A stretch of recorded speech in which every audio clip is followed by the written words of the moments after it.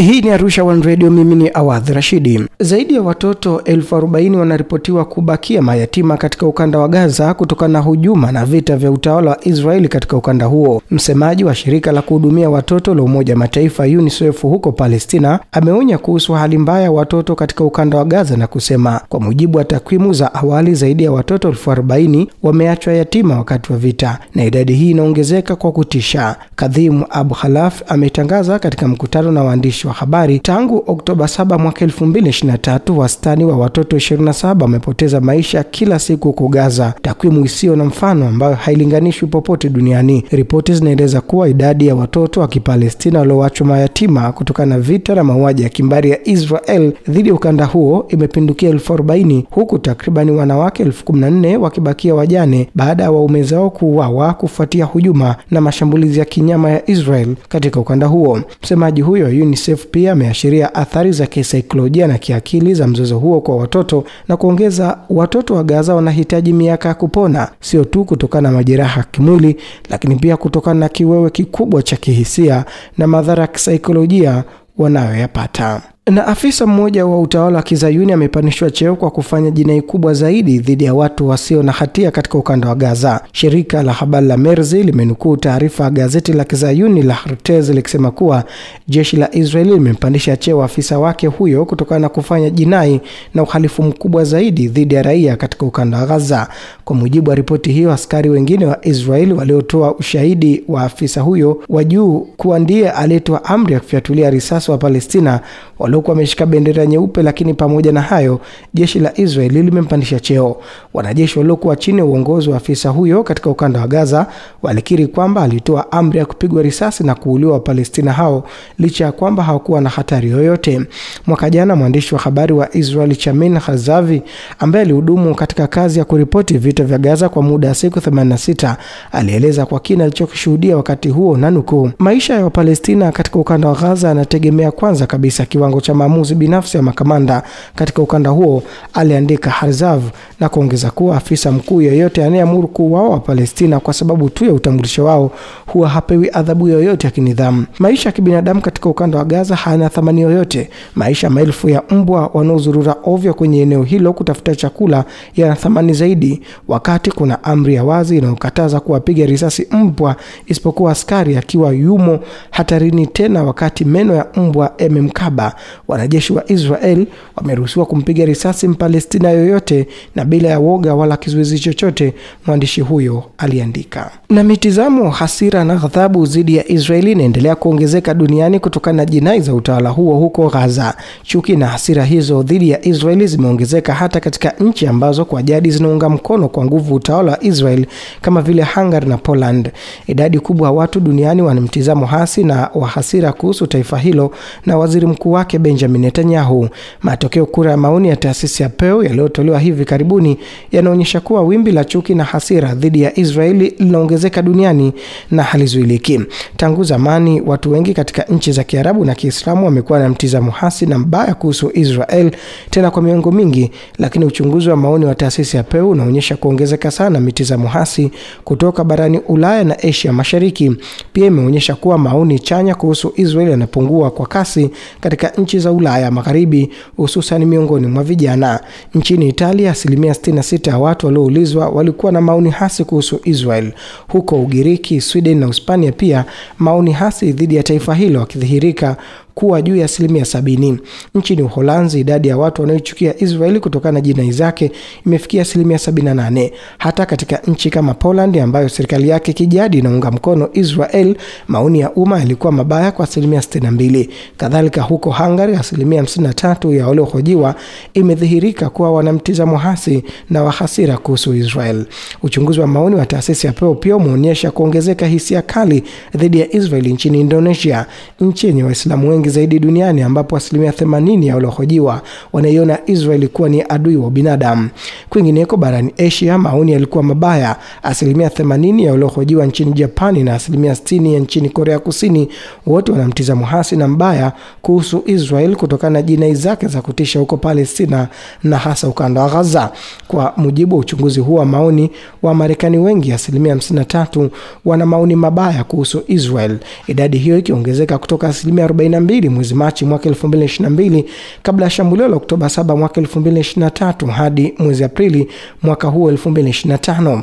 Uchunguzi wa maoni ya taasisi ya Pew umegundua kuwa wengi wa Marekani wana maoni yasiyowapendeza Wazayuni kuhusu Israel. Chuki dhidi ya nduli wa Gaza Benjamin Netanyahu pia zimeongezeka huko Austria, Ufaransa, Ujerumani, Ugiriki, Indonesia, Italia, Japani, Uholanzi, Hispania, Uswidi na Uturuki.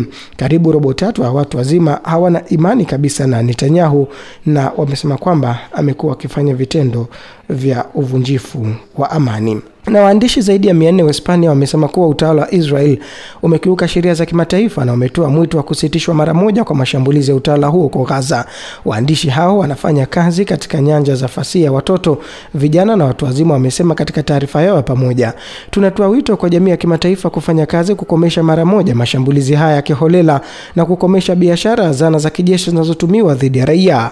Waandishi hao wametuhumu utawala wa Kizayuni kwa ukiukaji wa mara kwa mara wa sheria za kimataifa na kusisitiza kwamba Israel inapaswa kuwajibishwa kwa mauaji ya raia na kwamba ni lazima kuchukuliwa hatua ili kuhakikisha kwamba vitendo hivyo vya kikatili kamwe havirudiwi tena popote duniani. Waandishi hao Hispania wamesema nanukuu, mambo haya hayana uhalali wowote, watoto si wapiganaji, huu sio ulimwengu tuliouzoea, huu sio ulimwengu tunautaka, taarifa yao ilisema. Na kwingineko, duru za kijeshi za Marekani zimeliambia jarida la The Wall Street Journal kwamba Wizara ya Ulinzi ya nchi hiyo, Pentagon, imeanzisha uchunguzi wa kina kuhusu sababu za kushindwa Marekani katika vita vyake na Wahouthi na kudai kuwa kushindwa huko kuna shangaza. Kwa mujibu wa shirika la habari la Tasnim, maafisa wakuu wa jeshi la Marekani na wachambuzi wa masuala ya kijeshi wanachunguza kwa karibu jinsi vikosi vya Yemen vilivyofanikiwa kukabiliana na moja manuari zenye nguvu zaidi duniani. Uchunguzi umeongezeka baada ya jeshi la Marekani kukabiliwa na changamoto ambazo hazijawahi kushuhudiwa katika Bahari Nyekundu kwenye miezi ya karibuni, imesema sehemu ya ripoti ya jarida hilo.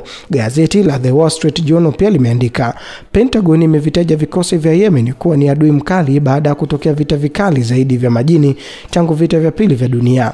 Kwa mujibu wa afisa mmoja wa Marekani ambaye hakutajwa jina, karibu meli 30 za nchi hiyo zilihusika vitani kwenye Bahari Nyekundu tangu mwishoni mwa mwaka 2023, ambayo ni sawa na karibu 10% ya meli za jeshi la wanamaji la Marekani. Afisa huyo pia amesisitiza kuwa Washington ilipoteza kwa uchache dola bilioni 1.5 wakati wa mashambulizi ya anga dhidi ya Yemen. Jarida la The Wall Street Journal vilevile limeandika na nukuu, maafisa wa jeshi la wanamaji wa Marekani wamesema kwamba vita vya Yemen vimewapa wanajeshi wa Marekani uzoefu wa vita usio na kifani na ambao hawakuwahi kukumbana nao. Kwa mujibu wa duru hizo, vita vya Bahari Nyekundu vinaangaliwa na Pentagon kama aina fulani ya mazoezi ya hususan kutokana na kuweka uwezekano wa kukabiliana kivita na China.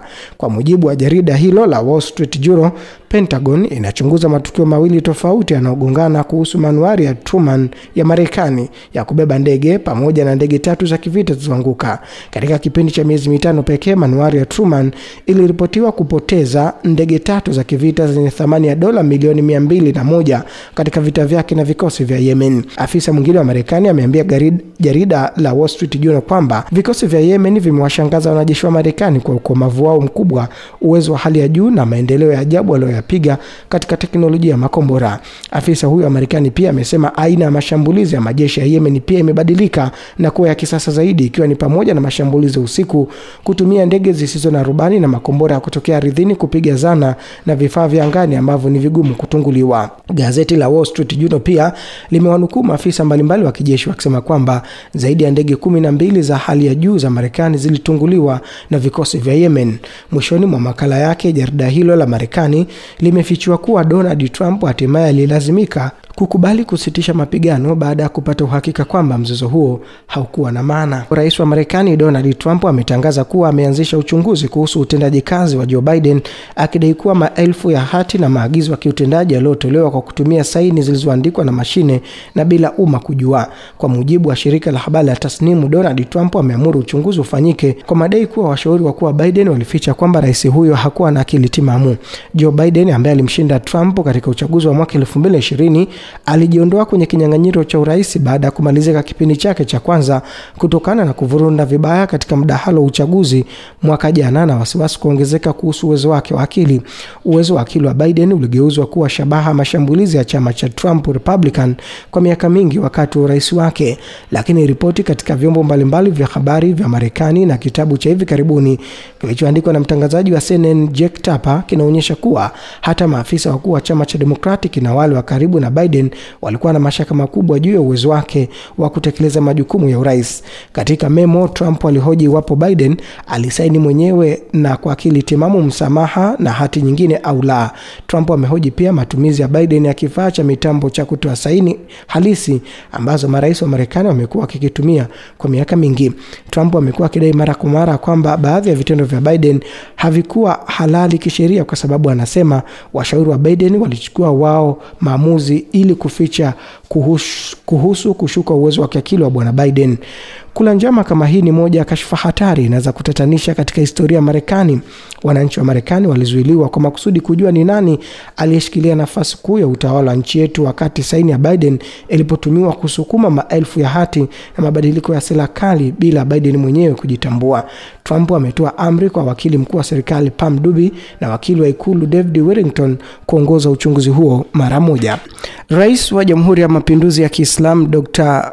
Masoud Pezeshkian amefanya mazungumzo ya simu na mrithi wa kiti cha ufalme wa Saudi Arabia sambamba na kumpa mkono wa Idi kwa mnasaba sikukuu ya Eid al-Adha, akisisitiza udharura wa kuendelezwa uhusiano wa kindugu kati ya nchi hizo mbili za Kiislamu, kuzidisha ushirikiano wa kieneo na kuimarisha umoja na mshikamano wa mataifa ya Waislamu.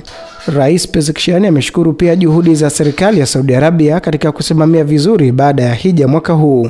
Rais huyo ameongeza kuwa ibada ya hija ni dhihirisho kubwa la umoja na mshikamano miongoni mwa waumini wa Kiislamu na mkusanyiko ambao unawajumuisha pamoja Waislamu wa mataifa yote ya dunia kwenye mhimili wa dini, kitabu kimoja na mtume mmoja, na ameeleza matumaini yake kwamba uhusiano huu wa kiroho utaleta mshikamano mkubwa zaidi katika mahusiano kati ya nchi za Kiislamu, na chini ya kivuli chake heshima, adhama na fahari ya umma wa Kiislamu itapatikana na Waislamu popote walipo wataweza kuishi kwa hadhi na heshima kubwa.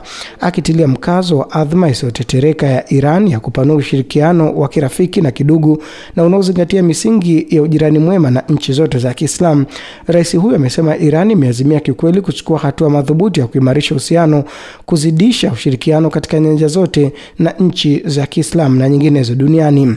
Katika mazungumzo hayo ya simu, mrithi wa kiti cha ufalme wa Saudi Arabia Mohammed bin Salman, sanjari na kushukuru kwa salamu alizopewa na rais wa Iran, ameeleza matumaini yake kwamba chimbuko la kheri la karibia, baraka na ustawi kwa umma mzima wa Kiislamu, hususan nchi hizo mbili kubwa za Iran na Saudi Arabia utaendelea. Mwisho wa rubaa za kimataifa kutoka Arusha Radio, mimi ni Awadh Rashidi.